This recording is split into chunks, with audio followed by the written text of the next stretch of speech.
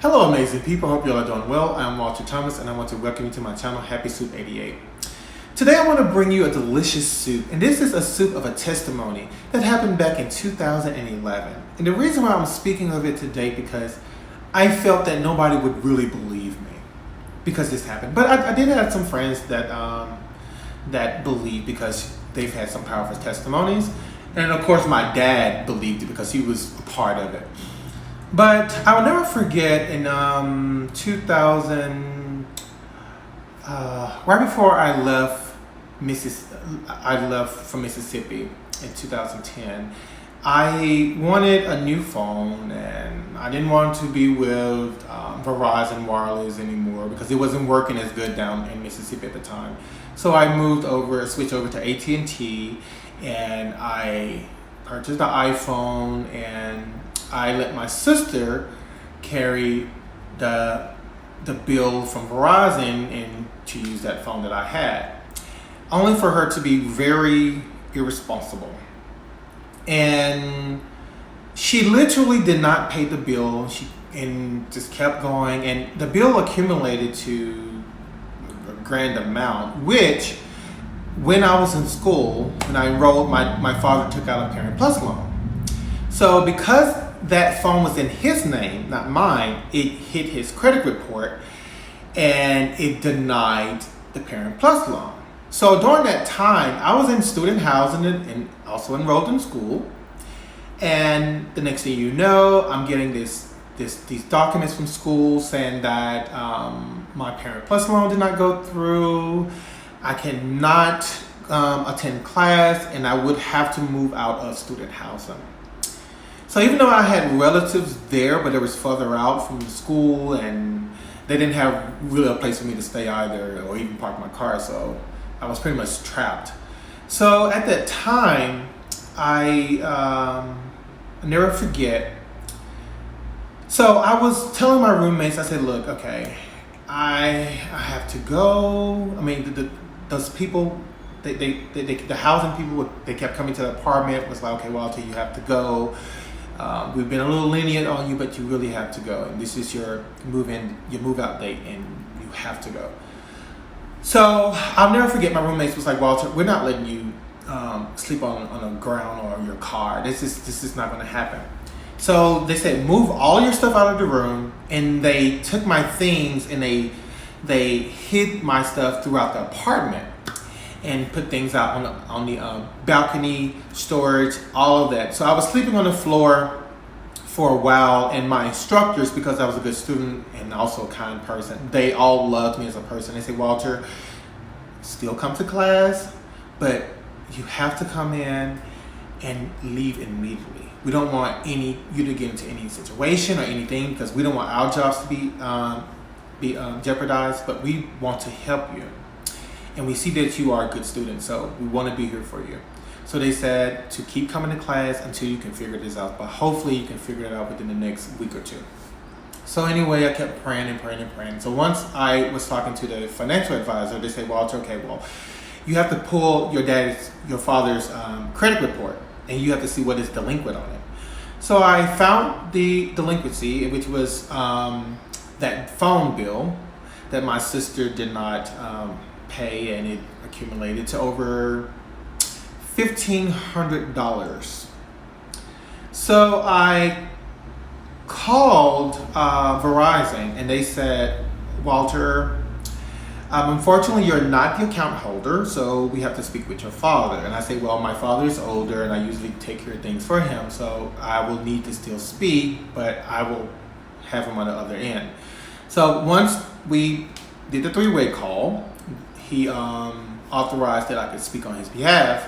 So we started speaking. I said, yeah, you owe $1,500. So I was like, okay, well, we don't have $1,500 to just immediately just give you like this. Can we set up a payment arrangement where we can give you, and also can this be removed? Because I gave him my situation. I said, okay, I'm sleeping on the floor because I kicked out, and I am kicked out of school as well, but thankfully my instructor allowed me to go. But I said, I really need this to clear off so the Parent Plus loan can be approved and go through, so I can, have my housing back, and I can, finish my education. So I explained it to just let them know how serious this was, and for the rep to pretty much try their best to work with us. So the phone hung up, and so I called them back, and then they say, yes, sir, you owe $1,500, and I say, yes, I spoke to the last representative. How can we just explain all this over again? So that way that person was able to put in some notes and stuff like that. So they were starting to tell me what to do, then the phone disconnected again. And I called back. So at the time I'm frustrated, I'm like angry, I'm upset because I'm trying to get this resolved and the phone keeps disconnecting. So the next time I called back, they said, yes, sir, you owe $1,000. I say, no, it's $1,500. I said, I just need to know what I need to do. And they say, sir, no, you owe $1,000. The phone disconnected again. I called back again, and then the person saying you owe $500. I say, sir, I do not owe $500. So at this time, I was very aggressive. I was very upset. I was very aggressive. And I was not the kindest at that point on the phone because of what I was going through. And the phone kept disconnecting.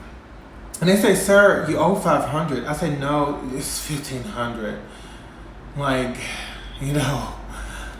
it's just the back and forth just making it worse. So then next thing you know, the phone hung up again. So I called back. The person said, sir, you don't owe anything. And I said, no. I gave them account information again. I said, sir, no, I owe $1,500. Then you saying I owe $1,000. Now you saying I owe $500. Now you saying I owe nothing. And I said, you guys do not understand what I'm going through. So I'm just getting very upset at the person, just totally unfair to that representative because it was a different rep each time. And the next thing you know, they was like, sir, I don't know what to tell you. You don't owe anything. So I'm sorry, but there's nothing you owe here. So I said, well, if I don't owe anything, I need that in paper. I need you to fax that over now. So I was at the public library, and they faxed it over. And I kept reading it. I said, Dad, this is what they're saying. We don't owe anything. I said, so, which I know we do. My sister did not pay the bill, and it was on the credit report. And I'm like, and they clearly agreed that that's what we owed on the first call and the second call. And it just kept going down. And that testimony is to tell you, don't think just because you're in a tough situation that God is not with you, that God can't turn things around. Because the next thing you know, not did I only return, I was able to go to my student house, but even those people, I only got in contact with them one time. There were several times that they noticed my car outside, that they would come into the apartments talking to my roommates, like, why is his car still there? I mean, why is he still here on this property? And I don't know what, they said something to try to like camouflage, like, okay, he just come to stop by, he don't like stay here. But they say, well, his car is there all like hours of the night. So, at different times of the day. So the next thing you know, they, each time they were looking for me, I never interacted with them. And my roommate said, like, I would walk in the door, they were like, so what did they say to you? And I'm like, what did who say to me? The housing people. He told me, like, oh yeah, they came by again. I said, I didn't see anybody. And they were like, you're lying. I'm like, no, I did not. Like, what are you talking about? I really didn't see anybody. And I'm like, well, who was it? I'm like, well, maybe they went down the steps when I was coming across the walkway there. And I was like, I don't see why would they go down there because there's no exit down there. I'm like, well, yeah, that's true. But I never saw those people. God was protecting me every time. He was protecting me. And his protection also opened the door for me to get my own apartment, literally. And I even cried through that. I'm like, God, what am I doing? Can I afford this? I was just really just in fear and just in doubt that I would survive. But God was taking care of me every time through the whole journey. And I'll never forget my guardian angel, which I believe my mother, she said before she passed away that she would be with me. She said, wherever you go, I'm going to go with you. And I've seen some of the most amazing things ever. And also with this testimony, I would never forget, during that time as well, when I was kicked out, I didn't have gas, I didn't have food, I didn't have anything. And my neighbor which was a regular residence, because there were some of the units at the complex were rented out by the Art Institute, and some were just regular residents. And this lady, I'll never forget, I was sitting out in my car just listening to my music, and I was just sitting there like, God, I just don't know what to do. I can't help myself. I can't. I was in school and I was working work study and I was interning, and I'm like, I'm trying to better my life, but I don't know what I can do, because my little checks that I was getting from my work study job was not enough. So I'm like, okay, this is not helping me at all. So the next thing you know, I was working during that time, and something happens where when one person that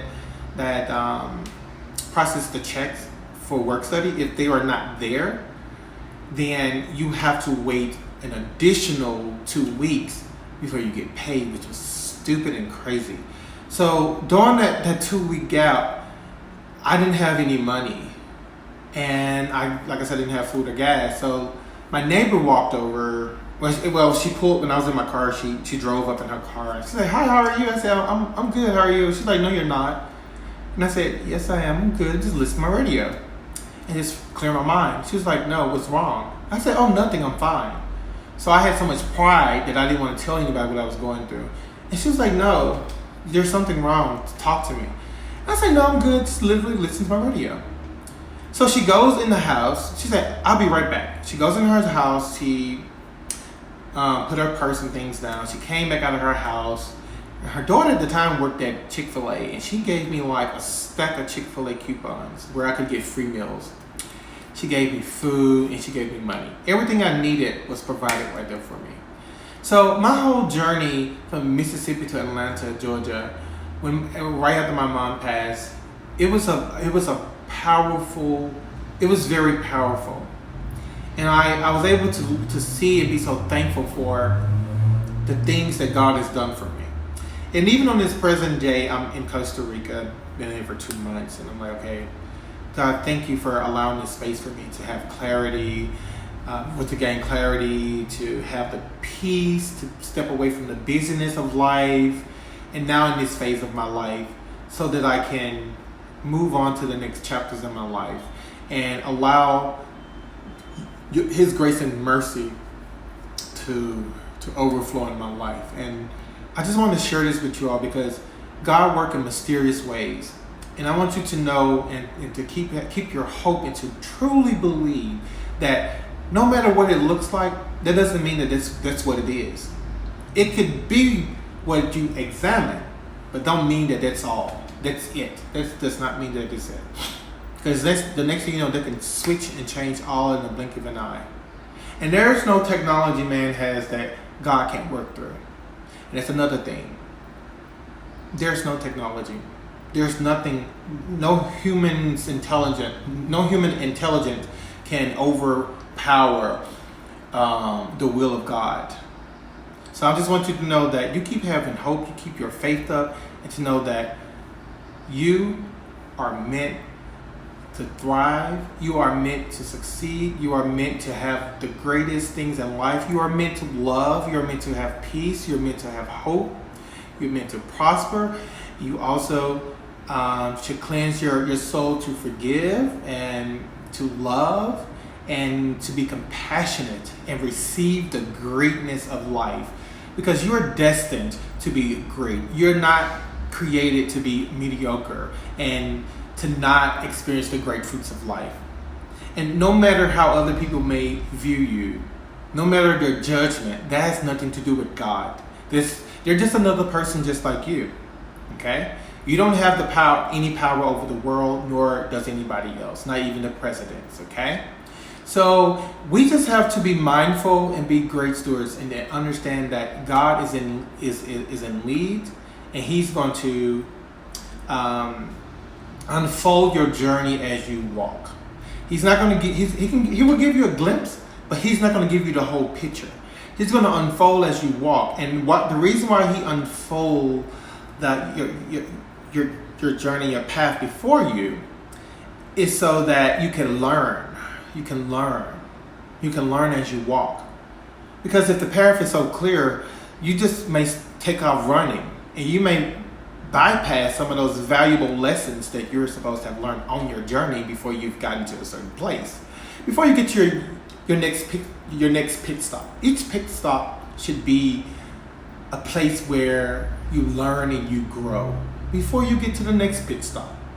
And the more you go, the next thing you know, you have now gotten to a place where you're at a particular destination for a certain period before you get to your next destination. Because I always feel like if you're going to grow, you're not going to be stagnated and say, I have arrived and I am so successful and I'm this and that, as if you have accomplished it all.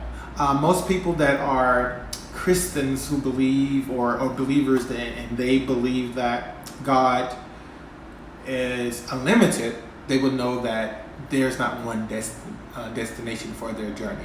There are going to be several. So have a good one, people. I hope this testimony have really fed your soul and nourished your soul. And if it did, great. You can like and subscribe if you like to, or you can just listen to this video and get inspired by it. Have a good one. I hope you all have a blessed day. Thank you so much. Bye-bye.